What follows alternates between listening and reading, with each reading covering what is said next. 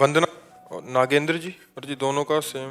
वंदना जी का प्रश्न था कि महाराज जी गलत क्रिया व कुसंग के प्रभाव से कई वर्षों तक ब्रह्मचर्य नष्ट किया। मेरी स्थिति इतनी गिर गई है कि मेरी स्मृति बिल्कुल नहीं रही, खाना खा लिया फिर भी स्मृति नहीं थी, सत्संग सुनने के बाद कुछ याद नहीं रहता। अभी ऐसी स्थिति हो गई कि कोई भागवतिक दिनचर्या नहीं हो रही। इनका भी नागेंद्र जी का कि इतना हो गया कि अभी जो आप बताते हो सारे मेरे अंदर विकार वैसे ही आ चुके हैं, मन व्यथित हो चुका है, उस शारीरिक व्याधियाँ। अभी तो तुम बच्चा हो, अभी बच्चे, छोटे छोटे बच्चे सब गलत आचरणों में, गलत संग के प्रभाव से सबसे बड़ा जहर तो मोबाइल हो गया है। जो चाहो सर्च करो, देखो, गंदी बातें देखोगे तो गंदा चिंतन बनेगा, गंदी क्रिया बनेगी और फिर उससे पतन हो जाता है। अब सुधार लो, पहले खान पान सुधारो, देखना सुनना सुधारो। मोबाइल से गंदी बातें मत देखो, गंदे मित्रों का संग मत करो, अपने हाथ से अपने शरीर की कोई गंदी क्रिया मत करो। नियम लेना पड़ेगा। अब उसमें ये तो है नहीं कि कोई औषधि काम करेगी, उसमें तो आपको विवेक पूर्वक अपने आप को संभालना होगा कि जब हमारे अंदर वेग आवे काम का तो हम हस्त मैथुन ना करें, उससे हमारी हानि होगी। तो हानि, जैसे बढ़िया खीर बनी हो और उसमें जहर मिला हो और ये कोई विश्वसनीय बता दे ये भाई इसमें जहर मिला है, तो आप नहीं खा सकते।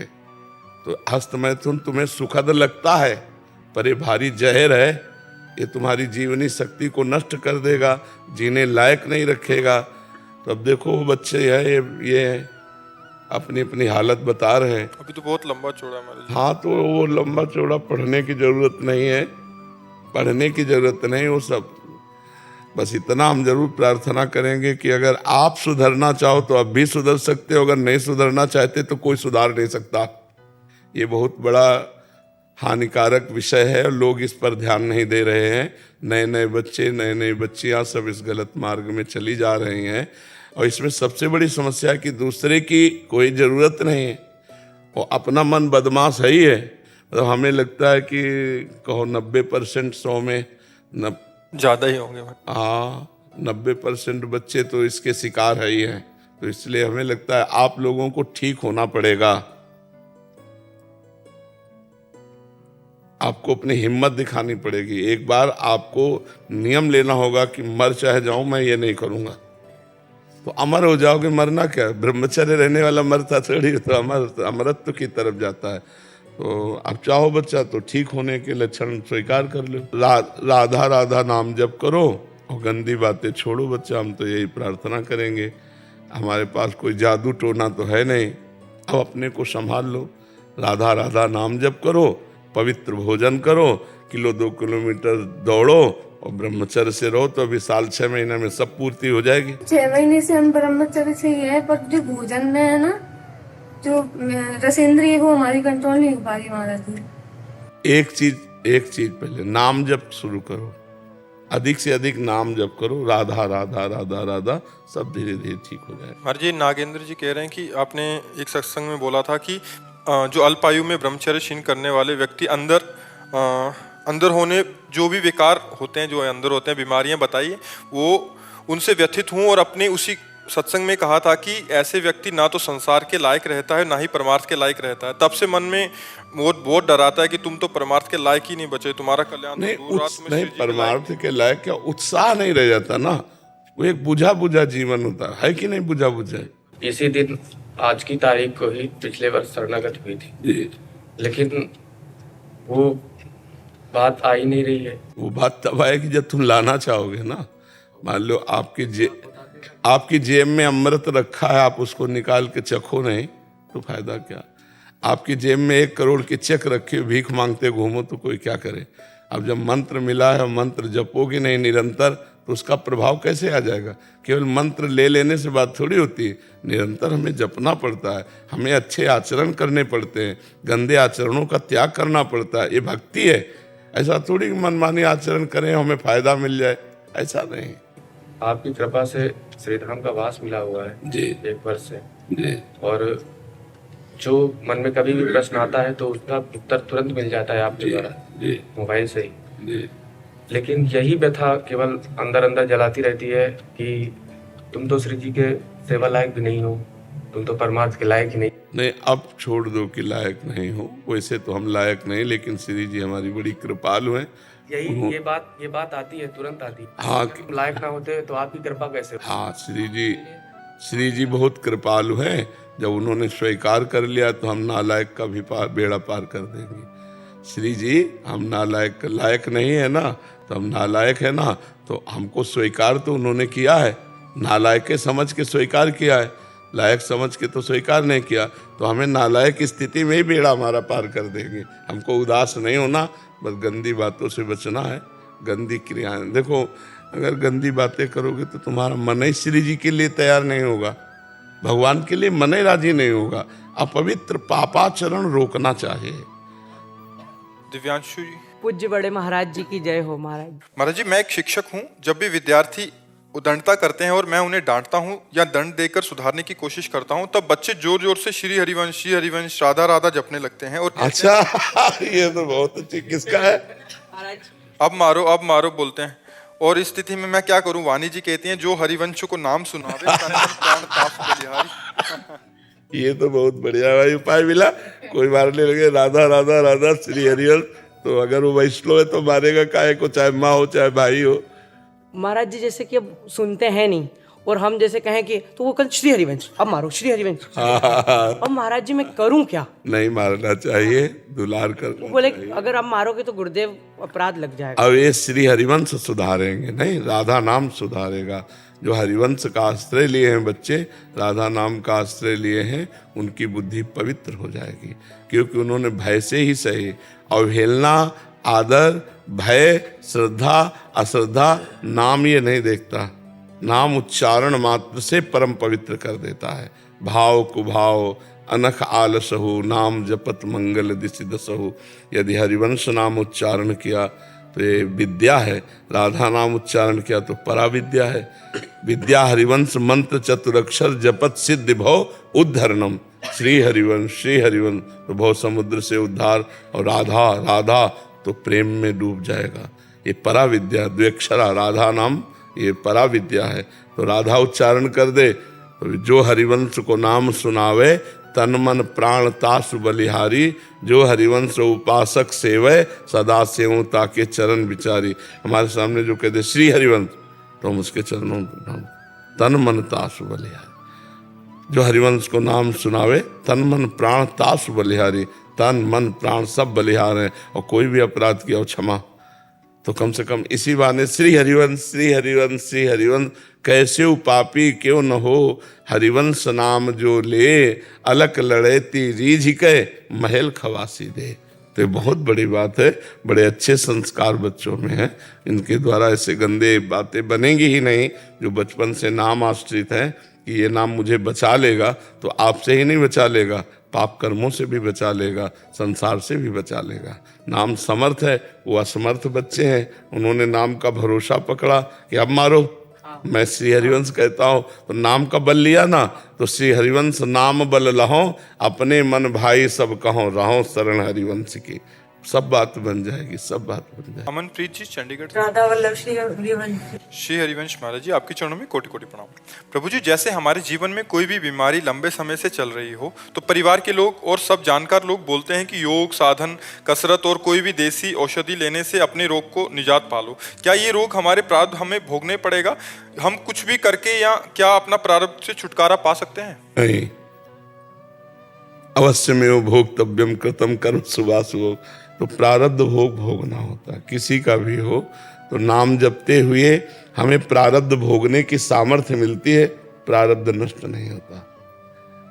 संचित नष्ट हो जाएगा, क्रियमाण नष्ट हो जाएगा, प्रारब्ध भोगना ही पड़ेगा। बड़े बड़े संतों को भोगना पड़ा है। इसलिए नाम जप करते हुए भगवान से प्रार्थना करें कि आपने जो हमें रोग दिया है, इसके भोगने की हमें सामर्थ्य दे दो।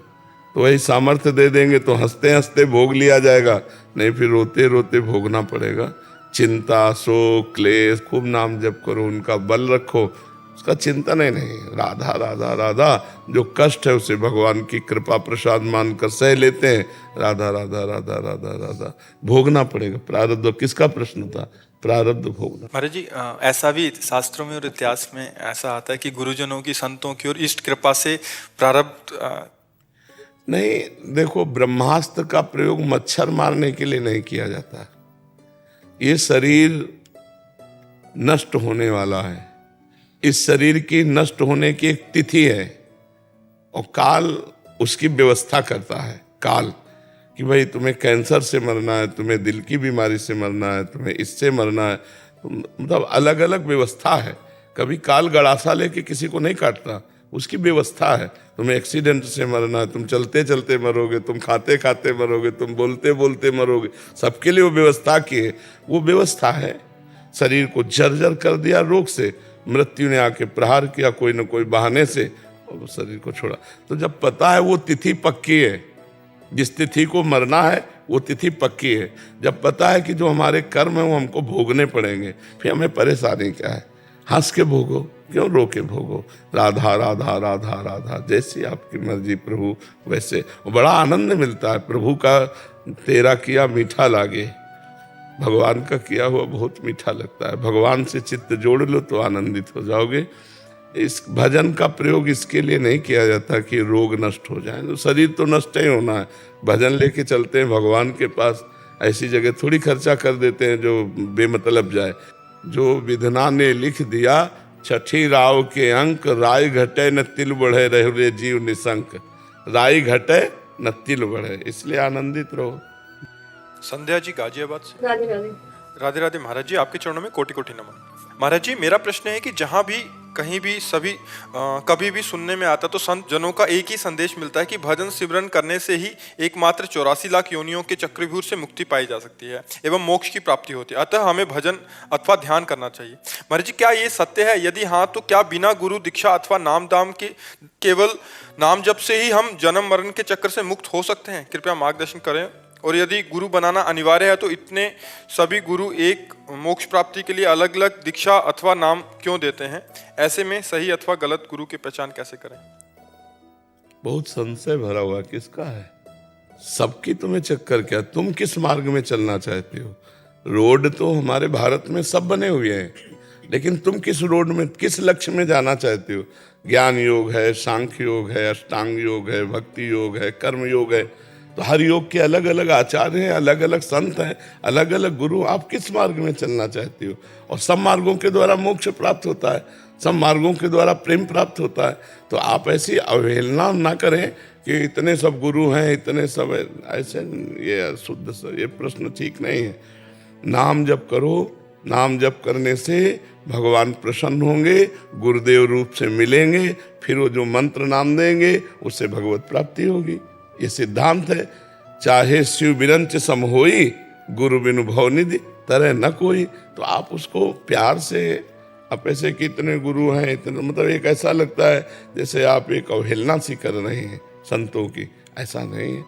अनेक सिद्धांत है, अनेक मार्ग है, उसको चलाने वाले अनेक गुरु रूप धारण किए हमारे भगवान है। एक ही भगवान अनेक गुरु के रूप में विराजमान है। हमको जहाँ से अच्छा लगे वहाँ से गुरु मंत्र लें और भगवान के मार्ग में चल दें, भगवान की प्राप्ति कर लें। पहले नाम जप करो, भगवान से प्रार्थना करो कि आप मुझे सदगुरुदेव रूप से मिलें, फिर सदगुरुदेव रूप से मिलेंगे तो आगे का मार्ग खुल जाएगा।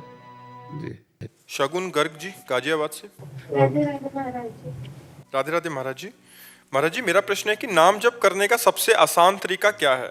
क्या हमें हाथ में कंठी माला अथवा काउंटर लेकर ही नाम जप करना चाहिए? ऐसा करने से कभी कभी हर जगह थोड़ा दिखावा सा लगता है। जबान से अंदर से उपांशु, ये जो ऊपर की तालू है जहाँ दांतों का ज्वाइंट है, मसूड़ा, तो मसूड़े के ऊपर जबान का अग्रभाग रख लिया ऐसे।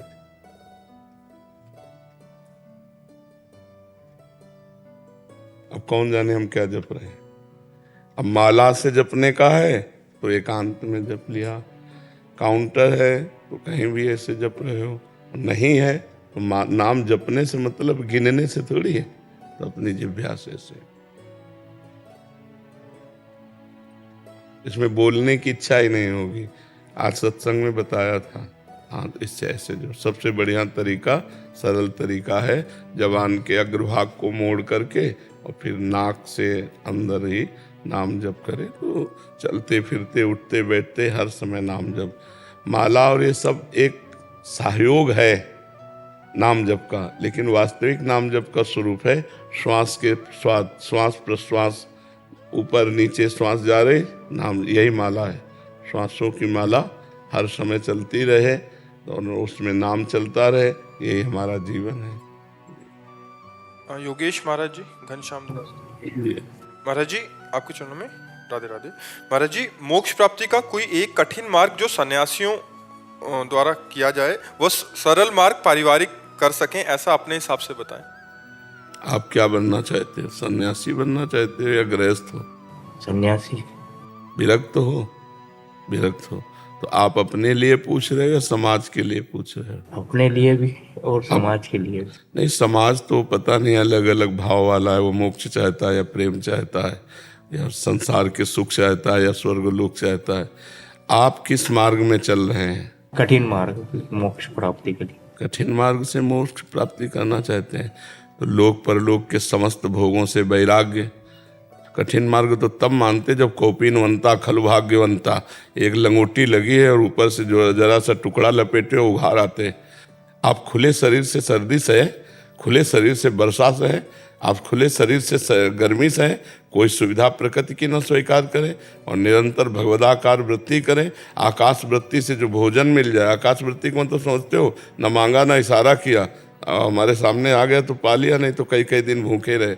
अभी चल रहे हो भला इन मार्गों में? थोड़ा थोड़ा। हाँ, अभी हमें लगता है अहंकार छोड़कर भगवान की शरण में होकर नाम जप करो तो सब ठीक हो जाएगा। ठीक प्रभु जी।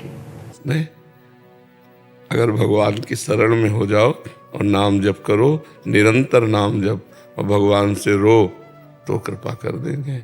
भगवान गुरु भगवान कृपा कर दे तो मोक्ष मार्ग, गुरु मोक्ष मूलम गुरु कृपा, मोक्ष मूलम गुरु कृपा। कठिन साधन तो कहाँ, अब एक भी कठिन साधन नहीं स्वीकार किए हो, नहीं ना। आकाश वृत्ति से रहो, अभी तुम्हें पता चल जाएगा कठिन साधन किसे कहते हैं। 4-4, 6-6 दिन, 8-8 दिन भोजन ही नहीं मिला। अब जैसे भगवान रख रहे हैं वैसे गंगा जल पी के अपना काम चलाए।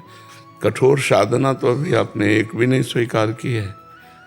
तो हमारी तो यही राय है कि वृद्धावस्था की तरफ शरीर जा रहा है, रोगी शरीर होने में देर नहीं लगती, तो भगवान की शरण में होकर उनसे पुकारो तो कम समय में वो ज़्यादा कृपा कर देंगे। नाम जप करो और सत्संग सुनते रहो। ऐसी जगह रहो जहाँ संतों का संग मिले। सत्संग से हमें ज्ञान की प्राप्ति होती है, ज्ञान से मोक्ष होता है। नहीं, ठीक है जी। विनय कुमार जी, गोरखपुर से। राधे राधे। राधे राधे महाराज जी। महाराज जी, मनुष्य के आध्यात्मिक प्रकृति के लिए भक्ति योग और कर्म योग दोनों का ग्रस्त जीवन में होकर कैसे निर्वहन किया जाए? जो हम कर्म करें पहले उसमें पाप कर्म नहीं होना चाहिए, ध्यान रखना है। जैसे आप व्यापार कर रहे हो तो उसमें पाप कर्म नहीं होना चाहिए। आप जैसे कोई नौकरी या कोई भी कार्य कर रहे हो तो पाप कर्म नहीं होना चाहिए। जैसे आप बड़े पद में हो, आप घूस लेते हो तो पाप कर्म बन गए ना। दोषी को मुक्त कर दिया, निर्दोष को दंड दे दिया तो पाप कर्म बन गया। जैसे व्यापार है तो आप उचित दाम का विक्रय कीजिए, उसमें उचित मुनाफा ले लीजिए, उसमें ज़्यादा। तो पाप कर्म से अगर हम बच जाएं और जो भी कर्म कर रहे हैं यत करोषि, जो भी कर्म कर रहे हैं वो श्री भगवान को अर्पित कर दें और नाम जप करें। तो नाम जप भक्ति योग हो गया और कर्म भगवान को समर्पित हो गए तो कर्मयोग हो गया। नाम जप करते हुए जो भी हम खाएं पिएं करें वो सब भगवान को समर्पित कर दें तो हमारा कर्मयोग भी बन जाएगा और भक्ति योग। माता पिता पत्नी पुत्र परिवार जिनकी सबकी सेवा करें, खूब धर्म पूर्वक धन कमाएं, अपने परिवार की सेवा करें और जो कर्म है वो भगवान को समर्पित कर दें। हर समय नाम जप करते हैं, बढ़िया कल्याण हो जाएगा। गृहस्थी में बहुत बढ़िया मंगलमय जीवन है, पर उसको जीना सीख ले तब है, नहीं तो पाप कर्म करेगा तो फिर नहीं बन पाएगा जी। माधव गर्ग जी। महादेव। राधे राधे महाराज जी। महाराज जी, हमारे मन को सत्य असत्य का ज्ञान होने पर भी वो क्यों हमेशा गलत मार्ग अर्थात भोगों की अभिलाषा। कई बार चर्चा में कहा है कि हम अपनी जानकारी का पूरा प्रयोग नहीं कर पाते हैं क्योंकि हमारे अंदर अध्यात्म की कमी होती है, हमारे अंदर नाम जप का बल नहीं है, अध्यात्म बल नहीं। जैसे हमें पता है कि ये नहीं करना चाहिए, लेकिन वेग आया और हम वो कर बैठते हैं। बाद में हम सोचते भी हैं कि यार नहीं करना चाहिए, पहले भी सोचा था कि नहीं करना चाहिए, लेकिन ऐसा लगता है जैसे कोई भूत सा आता है और ज़बरदस्ती हमको करवा करके चला जाता है। ऐसा अनुभव होता है ना। वो भूत है वेग, काम का वेग, क्रोध का वेग, लोभ का वेग, मोह का वेग, अहंकार का वेग। तो इन वेगों को रोक सके कोई और अपनी जानकारी का प्रयोग कर सके, वो वही होता है जो भजन करता है। देखो, संत महात्मा अपनी जानकारी का प्रयोग करके अपने को बचाते हुए जगत मंगल करते हैं। नाम जप के द्वारा होगा। अगर नाम जप अधिक से अधिक करने लगो तो आपकी बुद्धि बलवान हो जाएगी, और बलवान बुद्धि मन रूपी लगाम को खींचेगी तो इंद्रिय रूपी घोड़े ठीक रास्ते पे चलेंगे। तो आप खूब नाम जप कीजिए। कोई नशा तो नहीं करते? हाँ, अच्छी बात है। पवित्र भोजन करो, नाम जप करो, दूसरों का उपकार करो और भगवान से प्रार्थना करो, तो ये सब मिलकर आपको बलवान बना देंगे। तो जो करना चाहिए वो करो, जो नहीं करना चाहिए उसका त्याग कर दो। जी।